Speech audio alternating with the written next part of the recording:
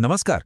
कधीकधी असं होतं ना की आपण एखाद्या व्यक्तीला पहिल्यांदाच भेटतो आणि तरीही असं वाटतं की अरे यांना तर आपण खूप आधीपासून ओळखतो, एकदम जवळचं वाटतं, जणू काही जुनी ओळख असावी. आज आपण बुद्धांच्या आयुष्यातील अशीच एक अद्भुत गोष्ट पाहणार आहोत जी आपल्याला नात्यांच्या एका वेगळ्याच पैलूची ओळख करून देईल. चला तर मग सुरू करूया. तर गोष्ट आहे खूप खूप वर्षांपूर्वीची, प्राचीन साकेत शहराची. विचार करा, भगवान बुद्ध आपल्या शिष्यांसोबत शहराच्या वेशीवर आले आहेत आणि तिथेच असं काहीतरी घडणार होतं जे इतिहासात नोंदवलं जाणार होतं. आणि अचानक एक वृद्ध ब्राह्मण धावतच बुद्धांच्या समोर येतो, थेट त्यांच्या पायांवर डोकं ठेवतो आणि इतक्या व्याकुळतेने म्हणतो की तिथे असलेले सगळेजण अगदी स्तब्ध झाले. इथूनच एका मोठ्या रहस्याची सुरुवात होते.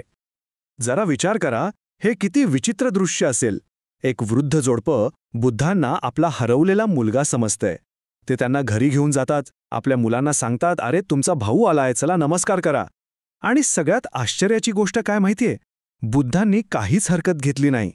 ते शांतपणे त्यांचं आदरातिथ्य स्वीकारतात.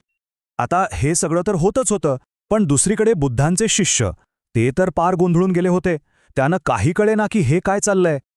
त्यांच्या डोक्यात एकच विचार, अरे आपले गुरु, त्यांचे आई वडील तर राजा शुद्धोदन आणि राणी महामाया आहेत. मग हे जोडपं कोण? आणि ते बुद्धांना आपला मुलगा का म्हणतायत? हे कोडं काही सुटता सुटेना. शेवटी शिष्यांनी धीर करून बुद्धांना विचारलंच, आणि बुद्धांचं उत्तर ऐकून तर ते आणखीनच चक्रावले. बुद्ध म्हणाले, ते जे म्हणतायत ते खरं आहे. आता बोला, गोंधळ कमी व्हायच्या ऐवजी हे रहस्य तर आणखीच गडद झालं. आणि मग या सगळ्या गोंधळावर, या रहस्यावर पडदा टाकण्यासाठी बुद्धांनी एक गोष्ट सांगायला सुरुवात केली. एक अशी गोष्ट जी हजारो वर्षांपूर्वी सुरू झाली होती. बुद्धांनी जो पहिला खुलासा केला तोच धक्कादायक होता. ते म्हणाले, हा ब्राह्मण मागच्या 500 जन्मांमध्ये माझे वडील होते. आणि ही तर फक्त सुरुवात होती. बुद्ध पुढे म्हणाले, त्यानंतरच्या 500 जन्मांमध्ये ते माझे काका होते. म्हणजे हळूहळू या नात्याची खोली समोर येत होती. आणि इतकंच नाही, तर त्यानंतरच्या 500 जन्मांमध्ये ते माझे आजोबा होते. म्हणजे वडील, काका, आजोबा असं मिळून तब्बल 1500 जन्म या एकाच व्यक्तीने त्यांचं पालनपोषण केलं होतं. बरं, ही झाली त्या ब्राह्मणाची गोष्ट. आता त्यांच्या पत्नीबद्दल. तिचं नातेही तितकंच गहन आणि अविश्वसनीय होतं. बुद्धांनी सांगितलं की त्या ब्राह्मणाच्या पत्नीने सलग 1500 जन्मांमध्ये त्यांच्यासाठी आईची भूमिका निभावली होती. 500 जन्म आई म्हणून, 500 जन्म काकू म्हणून आणि 500 जन्म आजी म्हणून.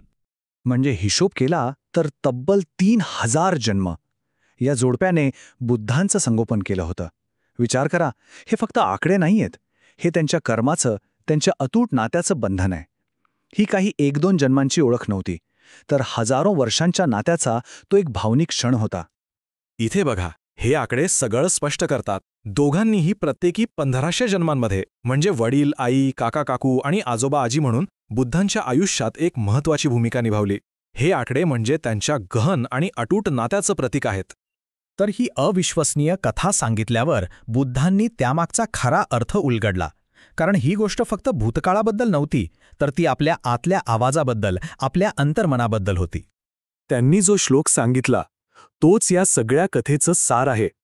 त्याचा सोपा अर्थ असा की कधीकधी पहिल्याच भेटीत जी एक ओढ, एक विश्वास निर्माण होतो ना, तो उगाच नसतो. यालाच आपण अंतर्ज्ञानी संबंध म्हणू शकतो. म्हणजे काय, तर जेव्हा एखादी व्यक्ती भेटल्या भेटल्या एकदम आपलीशी वाटते, तर ते कदाचित आपल्या पूर्वजन्मातल्या नात्याचं एक लक्षण असू शकतं. ही एक अशी ओळख आहे जी मेंदूला आठवत नाही, पण मनाला आणि आत्म्याला मात्र नक्की आठवते.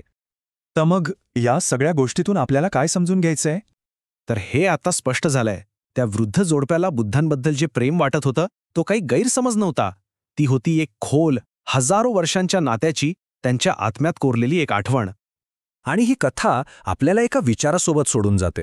आपल्या आयुष्यातही अशी काही नाती असतात जिथे पहिल्या भेटीतच एक ओळखीची भावना येते, जणू काही यांना आपण खूप आधीपासून ओळखतो. मग असा विचार येतो की कदाचित ही नातीसुद्धा अशाच कोणत्यातरी विसरलेला भूतकाळाचा प्रतिध्वनी असतील का, जो आपल्याला आठवत नाही, पण आपलं मन, आपलं हृदय मात्र त्याला ओळखतं. यावर विचार करायला हरकत नाही.